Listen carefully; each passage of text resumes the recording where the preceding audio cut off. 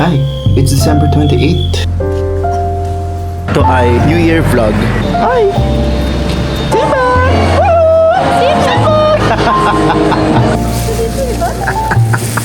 Hello, it's December 30. Hi!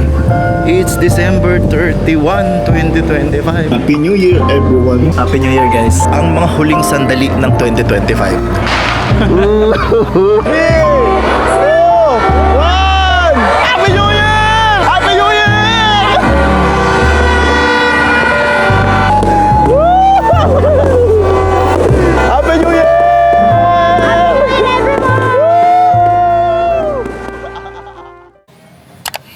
Uy, luluto oh. Uy, kami magluluto. Anyway, this is our Airbnb. Nakita nyo ba yan? Bundok. Right? Woohoo! Ito yung parang sala niya. Nilagyan na lang namin dyan yung bed ni David kasi gusto niya dyan. Tapos, ito yung bedroom. Saan natin ilaw? Sorry po sa mga kalat. Yan ang bedroom. And dito nakalagay yung bed na yon, so nilagyan na lang namin ng mga gamit. And meron silang chair. But ito yung CR. Kaya pagka may kasama kayong tao na dito siya mag-i-stay, kailangan niya pang pumasok doon para mag-CR. Ito naman yung, yan, pwede pa kaming pumunta dyan. Pwede kaming tumambay dyan. Tapos mayroon kaming kapitbahay doon sa kabila. Mga naka-Airbnb din. Ayan, may lutuan. Pwedeng mag-ihaw. Pwede rin mag-bonfire. May daan pa ba? Hindi ko alam kung saan. Dito muna kami mag-Airbnb. 3 itong Airbnb na ito. Sasama ko rin kayo doon sa 2 pa. Yung trip na to ay hindi planado. So nahirapan ako mag-book kasi late ko na siya na-book. Kaya paiba-iba ko siyang time binook. Kaya gano'n na nangyari. Anyway, yung link nitong Airbnb ay lalagay ko sa baba. Baka gusto nyo. Maganda to lalo na sa pamilya na 3 lang. Yung may anak na 1 or may anak na 2 siguro. Papayag sila. Lalagay ko yung link sa baba nitong Airbnb na to para ma-check nyo kung gusto din ninyong i-book. Hi, it's December 28, 10 p.m. This is our last day here sa first Airbnb na to. So, hindi naman ako masyado nag-vlog kasi nag-stay lang kami dito sa Airbnb na to. Relax lang, ganun. Yung Airbnb namin ay nandoon lang sa Burnham Park. Kaya nandoon talaga sa center ng Baguio. See you! Bye-bye!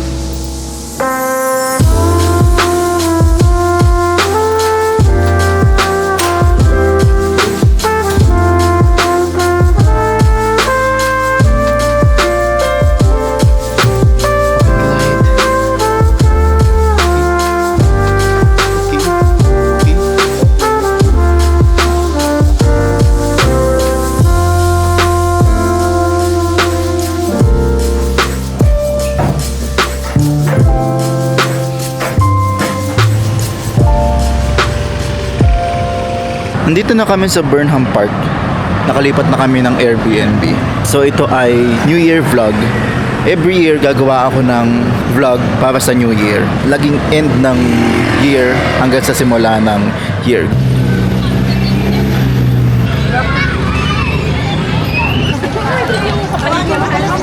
Daming tourist.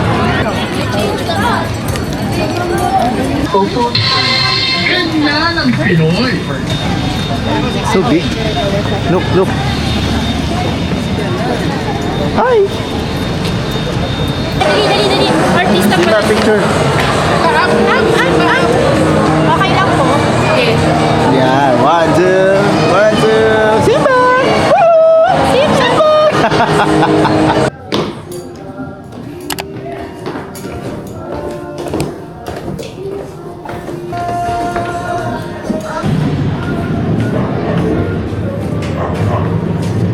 Itong hotel na to ay mayroon siyang coffee shop dito sa baba niya. May pros and cons. Ang pros is meron kayong kainan dito sa baba. Ang cons is this is 24 hours. Kaya this oras na ng gabi may ingay pa. Di naman ganun ka disturbing. Tolerable na. Hindi siya kasing katahimik nung pinakita ko sa inyo doon sa Itogon, Benguet. Doon malayo na kasi yun ano. Ito kasi ay nasa mismong gilid ng Burnham Park. So understandable, madami talagang tao, madami sasakyan.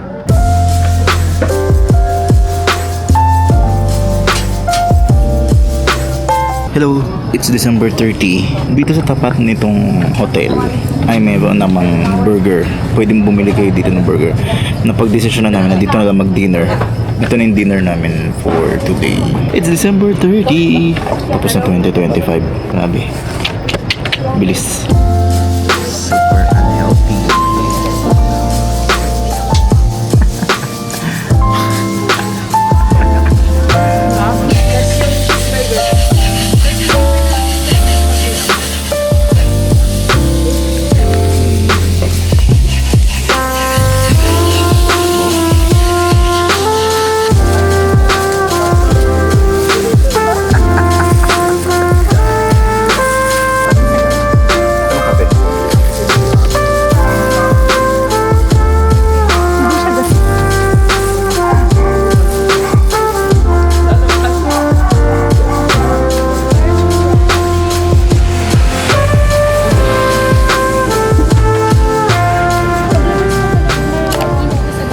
Hi!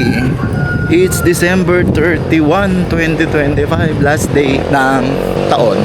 Woo! Lamig na lamig kami. It's 3 p.m.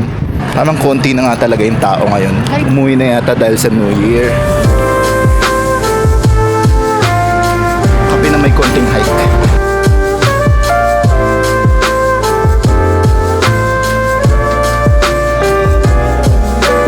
Happy New Year, everyone.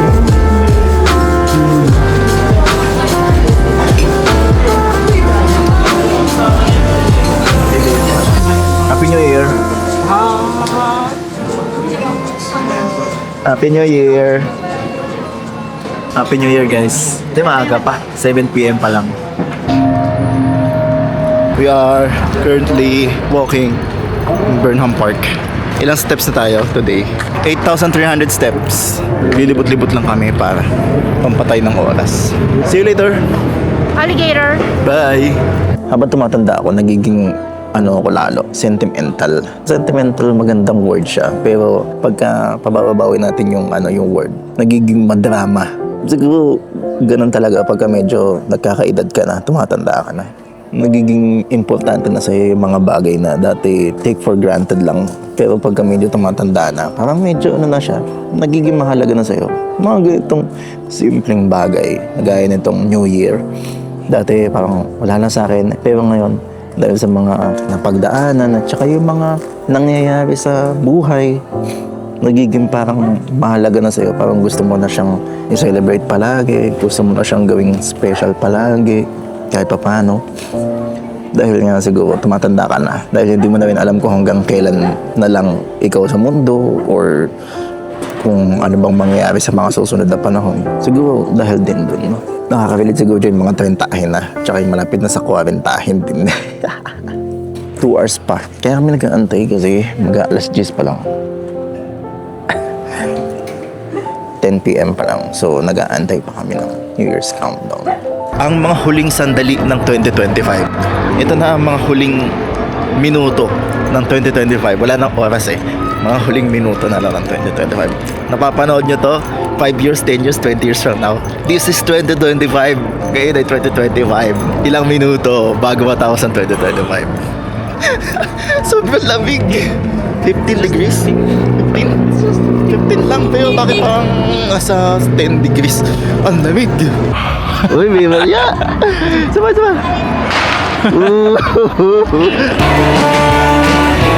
minutes. 5 minutes before 2025 ends. 1 minute! 1 minute! 3, 2, 1!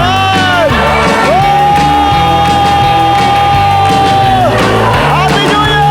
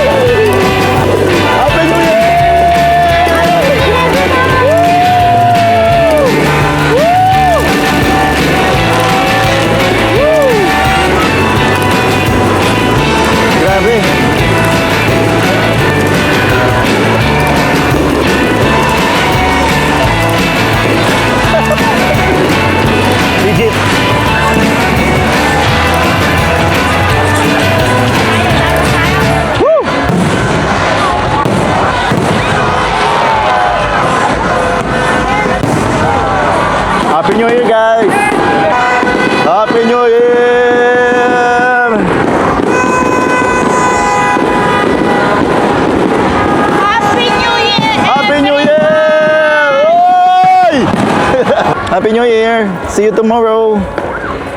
Bye-bye! Hello, good morning. Today is January 1. Tignan nyo naman, oh. New Year. Today ay lilipat na naman kami ng Airbnb. Sinabi ko nga sa inyo, 3 to. Ito na yung pangatlo. Pero ito yung pinakamaganda. Dahil doon na to sa Camp John Hay. Yung John Hay Hotel na dati ay The Manor Hotel. Doon kami mag-i-stay for 3 days.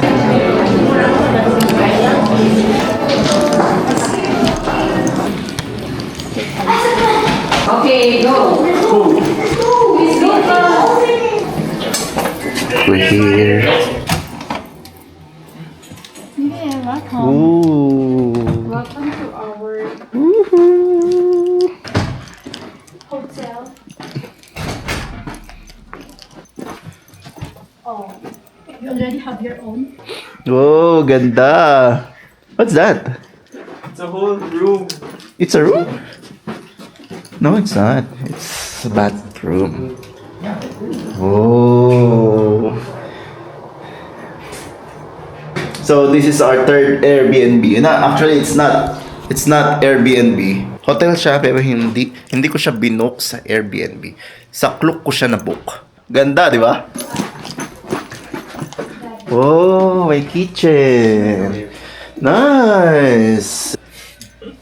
It's 8 p.m. January 1. January 1, 2026. There you go. That's a live choir. Paano naman sila?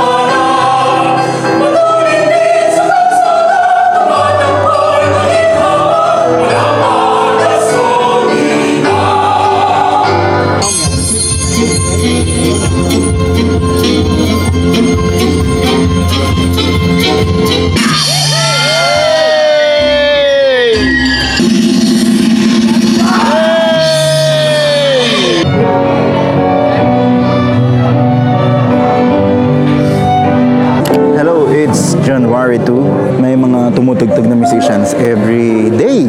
Every day. Yung napanood nyo kanina ay January 1 pa yon. Ngayon ay January 2 na. Wala namang masyado nangyari kaya hindi ako nagbo-vlog. Gusto ko lang i-share sa inyo na maganda dito sa Forest Lodge. Medyo pricey siya. Pero kung gusto nyo mag-book, sulit. Dahil yung service, yung restaurant, and pag pala holiday, may mga ganito sila. So, parang ito yung pinaka-relax naming stay dito dahil sa sobrang relax, hindi nga ako nakakapag-vlog. Hello. Welcome back. It's January 3. 2026. Naka-4 na po kaming lipat. Pang-4 na po ito. Hindi kasi kami maka-extend doon dahil daw may nakabook daw doon. So, lumipat kami dito sa medyo, sabi nila medyo maliit. Oh yes, medyo maliit siya. Pero, look at that. I like this one. Look at that. May balcony kami. O, di ba?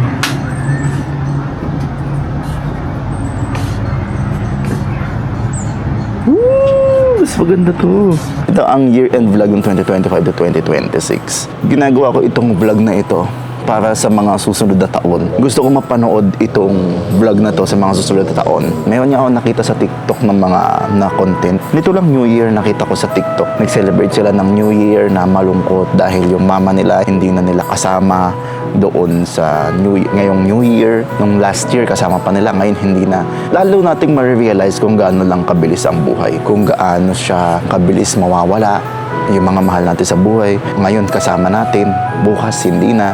Next year, hindi na natin kasama, maaaring sa susunod na taon, tayo naman yung wala. So, habang nandito pa tayo, habang meron pa tayong time na magkakasama tayo, i-cherish natin yung moment na yon. Kasi dadating at dadating naman ang time na yan na mawawalan tayo ng mahal sa buhay o tayo mismo yung mawawala. Kaya ginagawa ko din tong vlog na to. It's like a digital diary na mailalagay ko dito sa YouTube channel na ito. At least mapapanood ko pa rin ito sa mga susunod na panahon. Sobrang nakakatuwa manood ng vlog eh. Itong family vlog namin na ito at yung mga travel vlogs namin. Natutuwa akong panoorin siya 3 years ago, 2 years ago na ginawa namin na napapanood ko siya. Naaalala ko yung mga nangyayari. At the same time, nagiging thankful ako na hanggang ngayon, kumpleto pa rin kami. At nandito pa rin kami hanggang ngayon.